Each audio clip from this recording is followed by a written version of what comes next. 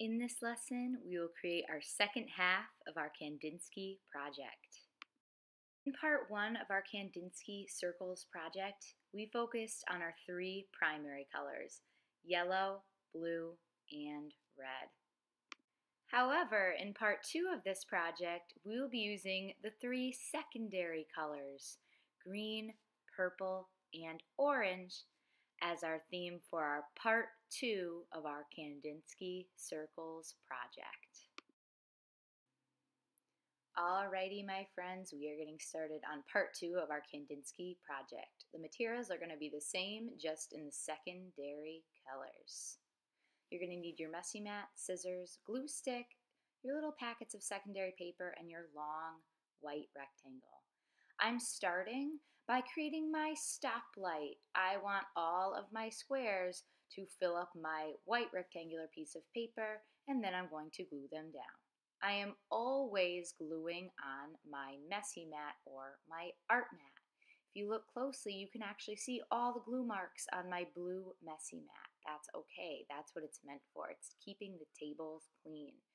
Now when I'm gluing, I'm making sure to get glue on all the sides, and I'm putting a little bit in the middle as well.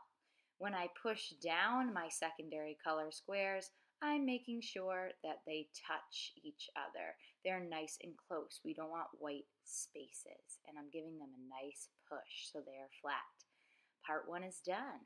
We have our base. Now we're going to move on to creating our circles.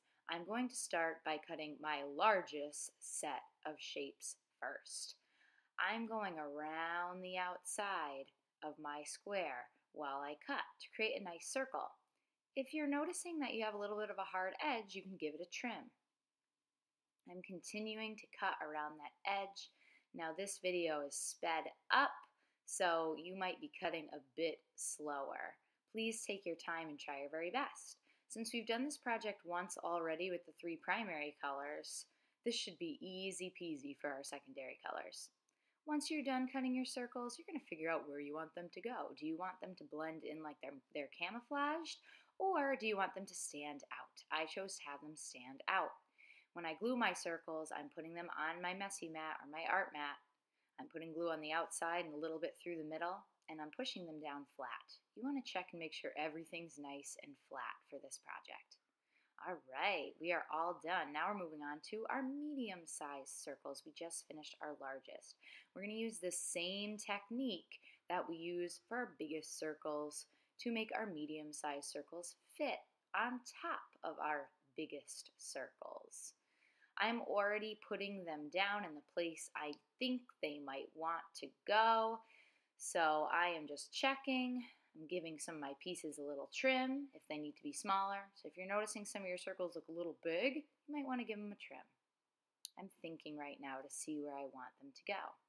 Once you've thought of where you want them to go, you can give them a nice bit of glue around the outside and a bit in the middle on your messy mat and push them down just as we did in step one. All right, now we need our smallest circles.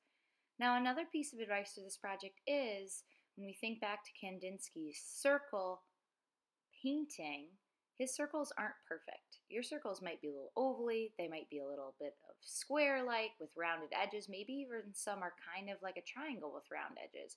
They are not perfect circles. So that's a nice thing to keep in mind. I'm using my other example to help me come up with how I want this one to look. Do I want my circles centered? Do I want them camouflaged? Do I want them a little off-centered? Totally up to you. That's what's going to make this unique and exciting. And I'm proceeding to do the same exact gluing technique as I had before. And you're done. And now you have a diptych, 2 art pieces in one.